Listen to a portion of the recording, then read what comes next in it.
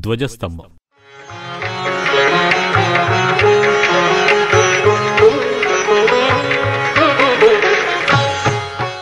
ధ్వజస్తంభం హిందూ దేవాలయంలో అతి ముఖ్యమైన భాగం. ఇది స్వామివారి జీవస్థానంగా పరిగణిస్తూ ఉంటారు.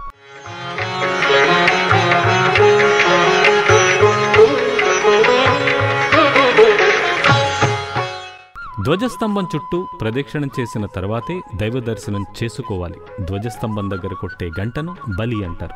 ఒకప్పుడు అడవిలో దారి తప్పిన బాటసారులకు ఎత్తున కనిపించే ధ్వజస్తంభ దీపాలే దారి చూపేవి. ఆ దీపాల్ని ఆధారంగా చేసుకుని ఏ గుడినో పల్లెనో ఆధారంగా చేసుకుని ప్రజలు అక్కడ తలదాచుకునేవారు. ఆలయం అనే దేహానికి ధ్వజస్తంభాన్ని హృదయంగా పోలుస్తారు. దేవాలయాల్లో షోడశోపచార పూజలు జరగాలంటే ధ్వజస్తంభం తప్పనిసరి. మూల విరాట్టికిచ్చే గౌరవం ధ్వజస్తంభానికి కూడా ఇవ్వాలి. దేవాలయానికి వెళ్లి ప్రదక్షిణలు చేసేటప్పుడు ధ్వజస్తంభానికి కూడా కలిపి చెయ్యాలి. అప్పుడే ఆ ప్రదక్షిణలు పూర్తి అవుతాయి. అందుచేత ధ్వజస్తంభానికి అంత ప్రాముఖ్యత ఉంది. ధ్వజస్తంభం వెనుక ఉన్న కథ ఏంటో ఒక్కసారి చూద్దాం. భారత యుద్ధానంతరం సింహాసనాన్ని అధిష్ఠించిన ధర్మరాజు అధర్మానికి తావు లేకుండా రాజ్యపాలన చేస్తూ ఉన్నాడు. ధర్మమూర్తిగా, ఎదురులేని దాతగా కీర్తి పతాకం అందుకోవాలనే కాంక్షతో ఎడతెరిపి లేకుండా దాన ధర్మాలు చేయడం మొదలుపెట్టాడు. ఇది గమనిస్తున్న శ్రీకృష్ణుడు అతనికి తగిన గుణపాఠం నేర్పాలి అని అనుకున్నాడు.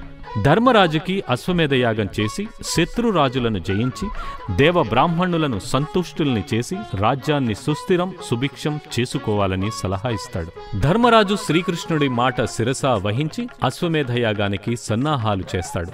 యాగాశ్వానికి నకులు సహదేవులు అశ్వరక్షకులై బయలుదేరతారు. ఆ యాగాశ్వం చివరకు మణిపుర రాజ్యం చేరింది. ఆ రాజ్యాన్ని మయూరధ్వజుడు పాలించేవాడు. ఆయన మహాపరాక్రమవంతుడు, దాతగా పేరుగాంచాడు.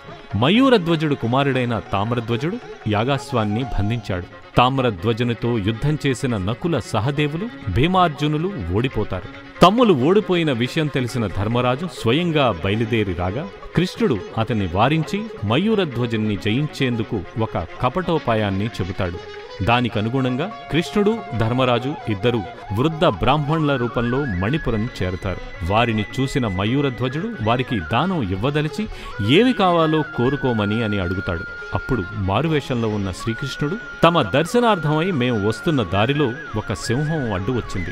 ఇతని కుమారుణ్ణి పట్టుకుంది. ఆ కుమారుణ్ణి విడిచిపెట్టవలసిందిగా ప్రార్థిస్తే అందుకు ఆ సింహం మానవ భాషలో, మీ కుమారుడు మీకు కావాలంటే మణిపుర రాజాధిపతి మయూరధ్వజుడి శరీరంలో సగభాగం నాకు ఆహారంగా ఇప్పించమని కోరింది. ప్రభువులు మా యందు దయతలచి తమ శరీరాన్ని సగభాగం దానమిచ్చి బాలుణ్ణి కాపాడాలని కోరుకుంటారు. వారి మాటలు విని అందుకు అంగీకరించిన మీదట కృష్ణుడు తమ భార్యా పుత్రులే స్వయంగా కోసి ఇవ్వాలనే నియమాన్ని కూడా విధించాడు. దానికి తగినట్టు ఏర్పాట్లు చేయించి భార్యా కొడుకులు అతని శరీరాన్ని సగంగా కోయడం చూసిన ధర్మరాజు అతని దాన గుణానికి నివ్వెరపోయాడు. ఇంతలో మయూరధ్వజుని ఎడమ కన్ను నుంచి నీరు కారడం గమనించిన ధర్మరాజు, తమరు కన్నీరు కారుస్తూ ఇచ్చిన దానం మాకు వద్దు కాక వద్దు అంటాడు. అందుకు మయూరధ్వజుడు, మహాత్మా, తమరు పొరపాటు పడ్డారు. బాధపడి నా శరీరాన్ని మీకు ఇవ్వడం లేదు. నా కుడి భాగం పరోపకారానికి ఉపయోగపడింది. ఆ భాగ్యం నాకు కలగలేదు కదా అని నా ఎడమకన్ను బాధపడుతోంది అంటూ వివరిస్తాడు. మయూరధ్వజుని దానశీలతకు మెచ్చిన శ్రీకృష్ణుడు తన నిజ రూపాన్ని చూపి ఏదైనా వరము కోరుకోమంటాడు.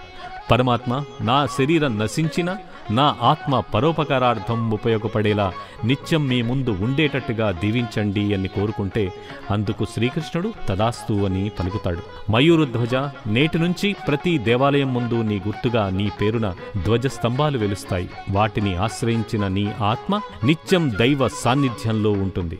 ముందు నిన్ను దర్శించి ప్రదక్షిణా నమస్కారాలు ఆచరించిన తర్వాతే తమ ఇష్ట దైవాన్ని దర్శించుకుంటారు. ప్రతినిత్యం నీ శరీరంలో దీపం ఎవరు ఉంచుతారో వారి జన్మ సఫలం అవుతుంది అని అనుగ్రహిస్తాడు. ఆనాటి నుంచి దేవాలయాల ముందు ధ్వజస్తంభాలు విధిగా ప్రతిష్ఠించడం ఆచారమైంది.